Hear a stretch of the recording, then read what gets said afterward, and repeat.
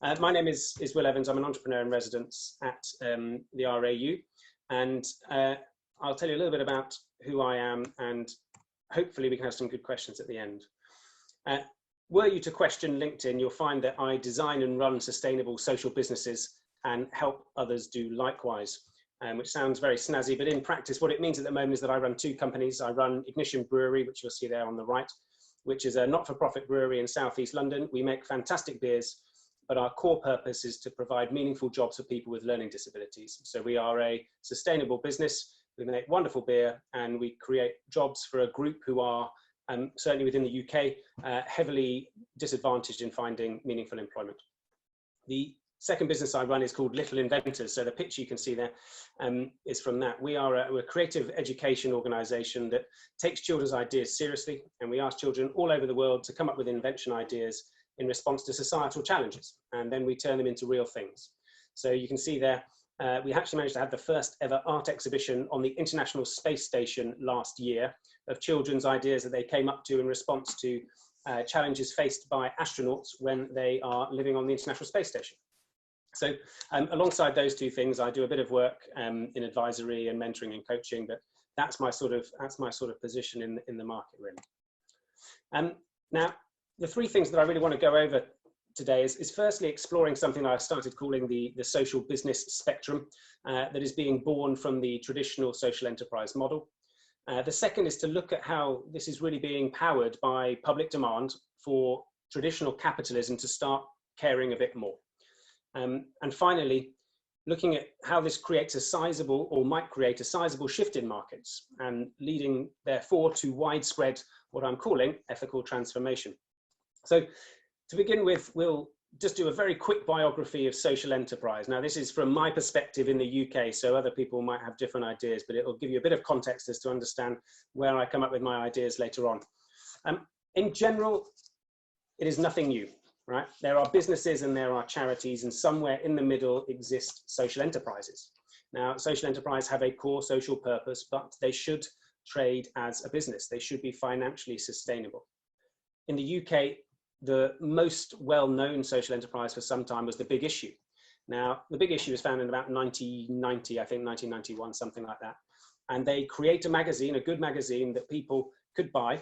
And what they did is they sold the magazine to homeless people or vendors who would then sell the magazine to the public for a profit and use that money to generate their own income. A great idea. It was a great standard bearer for social enterprise, and it really kicked things off for there being a recognizable social enterprise for the public. Now, in the 2000s, social enterprise was very much in its infancy. That's when people started talking about it a little bit, started understanding what it was, but there was not a lot of clarity. There was not a lot of structure, and there certainly wasn't a lot of access for the public for social enterprise products or services. Moving into the 2010s, I call this the adolescence. This is when things got a bit more serious. More stories became positive. More public awareness grew. There was a greater level of network available, and you could start to see people making their buying decisions around what social good a business had. My definition for a social enterprise around then, which was not adopted, but not thrown out of court completely, was that the first thing is that a business or social enterprise must be a sustainable business. Can't take grants, can't have other money propping it up. Number two is that it's a not-for-profit. So any profit it does make must either be reinvested into the business itself or distributed for charitable aims. And the third one was that at its heart, there must be some positive social impact delivered, right? And perhaps unsurprisingly, the challenge for the vast majority of social enterprises was being a sustainable business. Often the focus is so heavily on the social benefit that people were unable to make sure that they washed their faces, kept themselves afloat, and were financially independent. Move on to our more recent past. So this is, the last 4 years, 5 years, and we've seen legal structures being created to offer a greater diversity of different options for how you can set up a business as a social enterprise or as a social business. We've had some consensus reached on basic requirements, and actually the public have started to engage in social enterprise products and services in a much more positive way. People talk about what they are buying, who they are buying, why they are buying it. And that has meant that for social enterprises themselves, they're able to get better footholds in shops, in online, build customer bases, and compete in a stronger way with the traditional market. Now, the key thing here is that it's been slow and steady progress. There are great stories available. There are good news examples and case studies, but it's slow progress. However, this has all been driven by societal pressure. The general trend that we have seen is that people are caring more and making their buying decisions based on that, more and more. Now, a few reasons for this. When you start with individual demand, one person caring, and then that obviously grows into demographic demand, whole groups of people caring. And at a certain point in that journey, it creates a serviceable demand level. That means that companies can actually start to see how they could apply themselves to that niche market and be a profitable business, or at least a viable business. What's also very interesting is social media. Now, prior to the rise of social media, most of the communication was very much B2C. So businesses would advertise, they'd market, they'd put videos on, they'd make things, they'd hold events, but there was very little C2C communication. Whereas now there is such a vast realm and vast amount of traffic that goes into C2C. People can tell others who they are through what they buy, what they use, what brands they like, what businesses they engage with. And that has been immensely important because it means that people judge themselves and communicate themselves through the products they buy. Now that has increased momentum and the societal pressure around businesses having a strong social position, or at least a narrative that says, look, this is how you know we care. This is how you know that we are not just drawing and draining everything out of the economy that we can. So these pressures, I say, there are direct and indirect. The most interesting one, I think, is talent, really, because we've got younger generations now who have shown year on year that they care more about who the company is and what they stand for when they are choosing who they will work with. And anyone that has ran or led a business will know that talent and people is just exceptionally important and an exceptionally high cost if it is wrong. And you'll also see there, wider government and larger organizations are influencing policy and contracting around social enterprise as well. So that's a really good thing. People care, and actually that's trying to translate into markets now. So all of this increases the strength of the competitive advantage for being socially positive, right? And therefore, it balances out some of the other disadvantages you might have as a social enterprise. The fact that you have to service your social contribution or something like that. Or maybe you have to charge slightly higher prices because you don't have the scale. Here are basically the reasons I can think of, in summary, that you would have a strong socially positive position. Number one is a healthy relationship with society. It feels good. And actually, as we've seen now, or during lockdown in the UK anyway, that community is a really powerful thing. Second competitive advantage, people want to buy things knowing that when they buy them, it means something more than just the consumption of that product. At the brewery, people buy our beer and they enjoy drinking the beer, as most people do, and they are thrilled that as a part of it, something good is coming to the rest of the community as well. Brand alignment. Again, this is around young people changing, well, not just young, but people in general, changing how they assign themselves with brands. It used to be glamour and labels. Now it's about purpose and mission. Talent, I've mentioned. Contractual advantages, for large contracts all over the country now, there are requirements that as a portion for that, or as written into your tender, you demonstrate a socially positive impact. Rightly so. The last thing I've included in there is the founder / entrepreneur or MD. So if you are starting a business, for a long time, people thought the social enterprise idea seemed like a bad one. There's not the financial incentive. You can't sell, you can't be bought out. And that was often the driving force. But actually there are other stronger ones. There are, well, maybe not stronger, but equal at least. Access to networks and supports, access to impact investment, social investment, of which there is a great deal and a growing amount of it as well. But also you can be paid a good salary. And if you are not having to feed or filter out dividends and pay off profits, you can grow your company quicker through that reinvestment in the social enterprise. Upon reflection, I think what this shows is that if you embrace these as much as possible, your competitive advantage can, in effect, through being a socially positive business, balance or outweigh the investment you have to make in it. And that's a really important scale for lots of organizations to understand both sides of. Diversification explosion. Oh, excuse me. Now, as demand has grown, it has powered innovation. One size does not fit all. And where there began this single large social enterprise name and indeed model to some extent, we have now seen a sort of splintering of that into a far broader and varied range of options of how organizations can represent themselves in a socially positive way. And I think this diversification has produced what I call, not a great name, a social business spectrum. A plurality is it's a much wider thing. It isn't a defined model. It's not charity, social enterprise, business. There is a spectrum. And I think that reflects a wider market and one that offers a much greater choice to consumers. I use the term social business. I'm not sure, well, it's certainly not supposed to be a technical term, but a social business organization that trades, but does at least have an aim for some form of social impact. It doesn't need to meet those 3 criteria I listed earlier about a social enterprise, but it can't just be for profit, full on capitalist. So let's have a little bit of a look at this plural social business spectrum. Any ideas on a slightly snappier name, very welcome. I'd like to highlight a few things. First of all, the line down the middle differentiates between for-profit, not-for-profit. And as you'll see on the left is as social as possible, and on the right, as business as possible. Now, it's not it's an imperfect graphic, I suppose, but hopefully it illustrates the point that organizations can now decide on many different forms of how they want to be a social business. And that's a really comforting thing, because it means you don't have to be one or the other. You can come some way, and that can reflect who you are as an organization, what you do, who your market are, where your current strategy is. And a couple of examples from this, I'll just highlight. Number one, social enterprise - sustainable. So this is what I see my brewery as. You know, we are a not-for-profit business. Last year, we sold over 100,000 pints, and we used the proceeds from that to pay all of our staff London living wage. And what we do is we provide jobs for a group of people for whom in the UK, 95% are unemployed. Great model, stands alone. Hopefully we can replicate it in the not too distant future. And, you know, we make beer. So it's absolutely winning in lots of different ways. The second one I'll highlight is business with a hardwired commitment.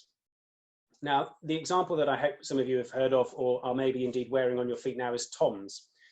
They make shoes. They compete in a competitive market. They do it well. Their shoes are seen as the go-to Birkenstock or sandal. But they have, since their beginning, said, for every pair of shoes we sell, we will give a pair of shoes to someone who needs one. They are a for-profit business, but that is their commitment. And they have actually recently, or relatively recently, said that 1/3 of all of their profits will be put into a separate grant-making foundation. You know, so what they're doing is saying, look, we still want to be a great business. We want to be a great shoe company, but actually we know that we want to give back at least a reasonable part of what we do to the wider society that allows us to thrive.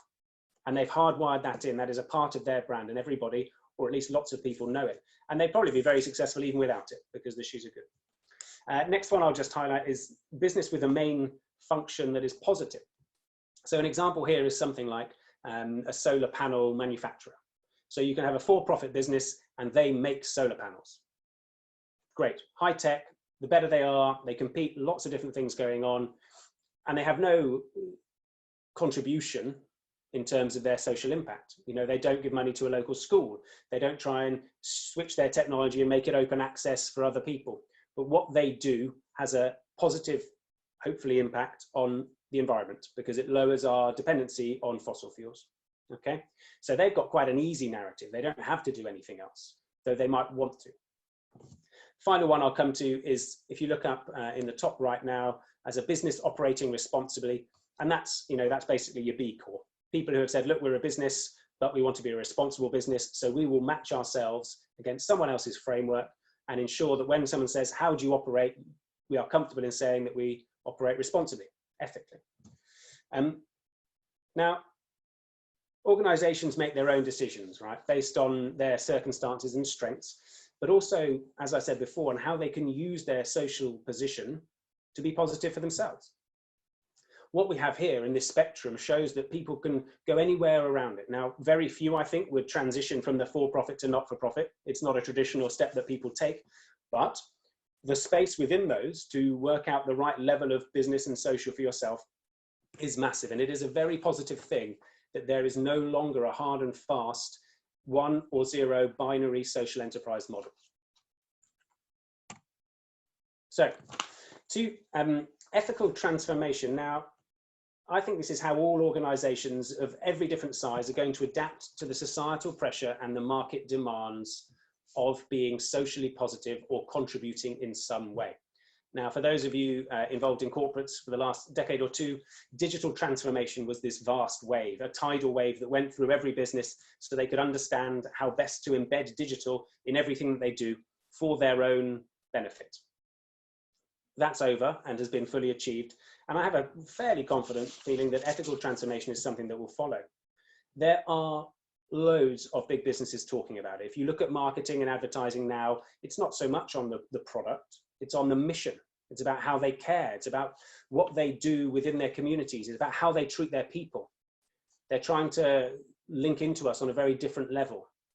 And the amount of sort of corporate value statements that are being built around purpose, mission, and impact is extraordinary. All of them seem to be at different stages. And I said there, you know, I think most boards have it on their agenda. That is, you know, based on absolutely zero access to any of their boards, but I assume that most of them have it on their agenda at some point.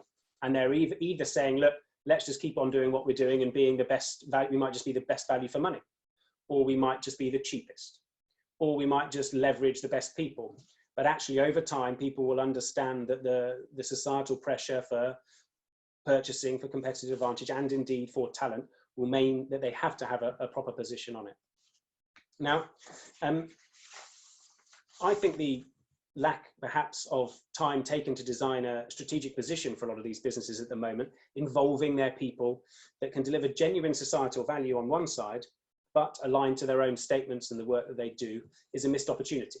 I think it's probably because people are scrabbling to try and get something out in the midst of lots of bad news stories. We have, you know, data leaks all over the place. We have lots of other things that make large capitalist businesses seem negative at the moment. So people are window dressing. They're getting things out there, hoping that it will influence positively their PR, or they'll have something to point at when someone says, well, what is it that you do that shows that you care about the community that you work in? And it seems a bit rushed. Everybody just kind of trying to put their hands up saying, yes, we care. We're all about purpose and we're all about mission. It doesn't feel like they've taken the time to think it through properly. Now, I think what that presents, as I put at the bottom there, is a really powerful opportunity for a company to do that. Very rarely do people demonstrate that they understand how they interact with the society or the community that sustains and allows them to grow. They have a chance to define their place on that spectrum that I showed you. They say, look, as a business, this is who we want to be. Now, you don't have to hardwire it in, and it can be, you know, built on the well-being of your staff to begin with. It can be a simple thing, but it must be something that allows you to grow into an ethical phase of capitalism and an ethical phase of businesses, showing how beyond what they do, they work. And that how part is essential for increasing societal pressure and increasing consumer demands that will influence the trend of people deciding what they buy more and more. So I suppose the good news or bad news, as you might see it, is there's no magic formula. I'd say for any of you that work in a business or run a business, it is worthwhile spending some time thinking about how you could benefit from a strong social position. What would you use it for? Are there any issues that you could have that you could solve with it? It could be some negative PR. It could be an absence of specific groups in your workforce. Or are there any issues or problems or negatives that could be ameliorated through a strong social position? Any harmful impact that you have? Actually, you could become a leader in trying to change that. A long time ago, it was seen as when sort of CSR took off, corporate social responsibility, that you had to be doing something, and it was always very hit and miss and reactive. People just put money into different programs and then sort of let them dribble on or drift off. And I think it's worthwhile that people do think actually on their own, what will make a difference for us as a business? Because if it does make a difference for you as a business, you will invest more and then you will deliver more, and the social impact that you achieve will be greater.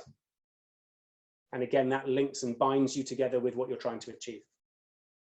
I think the good thing is that there's a great deal of freedom now to work out what your position is. There are expectations, but they are not very well defined by the public. We know as a public that we want people to do something, but we don't necessarily know how much or what it is. So as long as you build a decent narrative and as long as you build credibility into what you do and commitment, you're in a position where you can structure what you do quite independently. But I think if you don't do this, soon enough, people will start asking and your response will be see-through and it'll be thin and it will be easily explained away. I've put here that I think the most important thing is how you approach working out what your social position is. Now, I know that for lots of organizations, the answer will be none. It will say, look, we can't do this, or we don't want to do this, or it doesn't make any sense for us to do this. And if that's the result of an open and a curious and a patient approach to looking at who you are as an organization and who you work with in your wider community and network, then so be it. But I think if you get the how right, the what is normally very straightforward. Tom's is a great example. They said, look, we want to do something. They went through the how process, hardwired in, commitment, makes sense, links into what we do. And then someone would have said, well, why don't we give a pair of shoes away for every pair we sell? And, perfect. So how you do it with intent is important. You'll find that there's plenty of ideas that come from your staff, your team, your wider network that allow you to do that. A quick note, I think, here also for startups. When I work with younger entrepreneurs, a lot of the reasons they'd say they wanted to start a business was because they wanted to be their own boss, or they wanted to make lots of money. And indeed, for social entrepreneurs, it was to have a big social impact. And those aren't necessarily the best reasons for starting a business. It tends to be that you've got a great idea, or that you spotted an opportunity, or that you're following a passion, or that you've seen something that needs to change. Now, in doing that, it means that when you start a business for one of those ideally good reasons, you can start from already understanding what a socially positive business is and what type of a socially positive business you want to be. Trying to force it at the beginning is not always the best way, but being aware and conscious of it from the start, I think, is really, really valuable. It also helps in the earlier stages to communicate the strength of what you do to investors. And again, there is a large amount of social impact money out there at the moment, which you'll be able to access. A closing thought then, having survived pretty much the whole time so far without a corona mention, I think that one of the results of this pandemic will be to shrink our global lives. We're going to travel less. We're going to leave the country less. We're going to try not to fly. Lots of other things. David and I were talking about lettuce. We might eat much less lettuce that comes to the UK from Spain. There are lots of things that will shrink our global lives. However, and I think it already has, it will greatly increase our virtual lives. This is a sort of event that we perhaps normally would have done in person, and we wouldn't have been able to have people joining from all over the world. I mean, up until March, for everyone roughly of my generation from the UK, Zoom was an ice lolly shaped like a rocket, right? And now it means something completely different. So yeah, global lives will go down, virtual lives will go up, but also our local lives, our hyperlocal lives, the communities that we live in will increase. This hopefully means we care more about the community and about people. We are being content with a far smaller physical footprint, but just investing more time and energy in what can be found within it. Now, I don't know what this means for what we spend or how we choose the businesses that we work with, but I do think it presents opportunities for organizations to embrace and hopefully enable a slightly different way of life. It might be that there's no permanent change and within a year we've forgotten all about this, but it might be that there are smaller changes again afoot as part of these general trends and societal pressure to us refreshing capitalism, refreshing how we work with the businesses that we buy from and work for. So have a think about that, and also how you can respond to them. You know, I'm sure there'll be other businesses, not just Zoom, who start looking at a slightly different world and taking advantage of opportunities they present. So I think there are trends in motion that will lead to a rise in ethical transformation at all levels. I think that it has the potential to strengthen a business by doing so, and to develop a clear social narrative that you can communicate across your staff, your potential staff of the future, your users, your clients, your customers. And when we look back, perhaps in 2030 onwards, at the journey of social enterprise, they'll say that the 20s was all about the social business spectrum and people just understanding that they needed to have a position and working out what worked really well for them. Thank you very much.